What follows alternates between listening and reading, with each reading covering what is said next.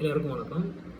அதாவது சாராய கடை வேண்டான்னு சொல்லிட்டு நிறைய பேர் போராட்டம் பண்ணி பார்த்துருப்பீங்க. ஆனால் சாராயம் வேணும் அப்படின்னு யாராவது ஒருத்தவங்க போராட்டம் பண்ணி பார்த்துருக்கீங்களா? யோசிங்க. கொரோனா டயத்தில் சாராய கடை இல்லாமல் எத்தனை நாள் இருந்தாங்க? சாராயமே இல்லாமல் எத்தனை நாள் பூட்டி வச்சுருந்தாங்க சாராய கடையை? எத்தனை பேர் இறந்து போயிட்டாங்க? என் கணவர் சாராயம் குடிக்காதனால இறந்து விட்டார் அப்படின்னு யாராவது இப்போ ரிப்போர்ட் பண்ணாங்களா? கிடையவே கிடையாது. யோசிங்க. அதனால் இப்போ சாராய கடை ஒரு தமிழகத்தில் வந்து சாராய கடையே இல்லை, கடையே தூக்கிட்டாங்கன்னு வச்சுக்கோங்க, ஒரு கடை கூட கிடையாது அப்படின்னா என்ன பெரிய மாற்றம் வரப்போகுது நினைக்கிறீங்க? என்ன ஒரு பெரிய பயங்கரமாக பூகம்பம் அடிக்க போது இல்லை 1000 பேர் சுற்றி போகிறாங்க? இன்னும் பெரிதாக ஒரு மாற்றமே நடக்க போகிறது இல்லைங்க. மக்கள் வேணால் நல்லபடியாக மாறிடுவாங்க, அவங்க உடல் நலம் நல்லா இருக்கும், அவ்வளோதான் விஷயம்.